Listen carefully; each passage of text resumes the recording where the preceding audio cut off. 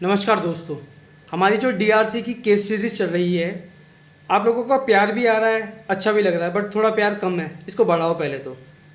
अगर आप चाहते हो कि मैं और वीडियोस आप लोगों के लिए बना सकूं, आपको एग्ज़ाम में काम कर सके, ठीक है। इन सारी चीज़ों से आगे बढ़ते हैं। केस नंबर है 4, जिसका टाइटल है भवनजी लक्ष्मी वर्सेस हिम्मत लाल जमनादास दानी।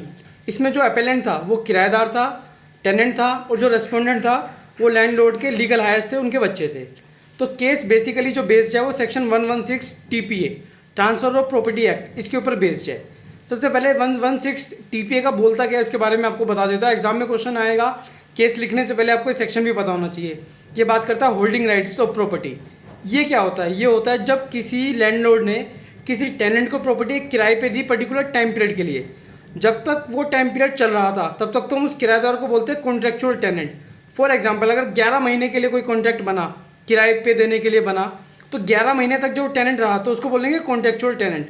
जैसे वो 11 महीने का टाइम पीरियड खत्म हुआ, उसके बाद वो रह रहा है, लैंडलॉर्ड भी किराया एक्सेप्ट करता जा रहा है और कोई रेंट एग्रीमेंट रिन्यू नहीं कराया गया, तो उसको बोलेंगे स्टैट्यूटरी टेनेंट। तो यही बात करता है सेक्शन 116 कि ये होल्डिंग राइट होती है कि भाई जैसे ही कॉन्ट्रेक्चुअल टेनेंसी खत्म हुई, एक पर्टिकुलर टाइम पीरियड के लिए जो प्रॉपर्टी किराए पे दी गई थी वो जैसे ही खत्म हुआ, उसके बाद भी अगर टेनेंट रह रहा है और मकान मालिक किराया लेता जा रहा है, तो क्या इसके अंदर स्टैट्यूटरी टेनेंट कहलाएगा या कॉन्ट्रेक्चुअल टेनेंट कहलाएगा? और अगर प्रॉपर्टी खाली करानी है तो नोटिस कितने दिन का देना पड़ेगा? तो इस केस में जो अपेलेंट है वो एक स्टैट्यूटरी टेनेंट नहीं था, उसका जो कॉन्ट्रैक्ट था वो कॉन्ट्रैक्ट उसका खत्म हो चुका था, वो कॉन्ट्रेक्चुअल टेनेंट नहीं था।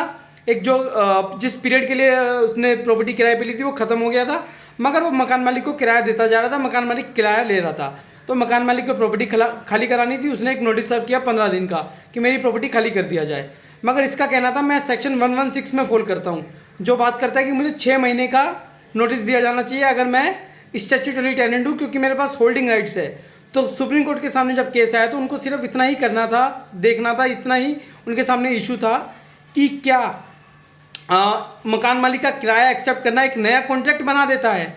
क्योंकि जब भी एक लैंड और एक टेनेंट के बीच में एक एग्रीमेंट बनता है किराए की प्रॉपर्टी को लेके, तो उसका एक किराया देना, तो क्या जो टेनेंसी का पीरियड था उसके बाद भी उसका टेनेंट का किराया देना और लैंडलॉर्ड का किराया एक्सेप्ट करना, उस कॉन्ट्रैक्ट को रिन्यू माना जाएगा या नहीं? सुप्रीम कोर्ट ने माना नहीं, ऐसा नहीं होता। कॉन्ट्रैक्ट हमेशा दो तरफा होता है, एक बंदे की तरफ से ऑफर आता है तो दूसरे के बंदे की तरफ से एक्सेप्टेंस होती है। इस केस में सुप्रीम कोर्ट ने माना उसका सिर्फ किराया देना ही इतना काफ़ी नहीं था और मकान मालिक का किराया एक्सेप्ट करना ही इतना काफ़ी नहीं था कि भाई तू एक दोबारा से टेनेंट हो गया है।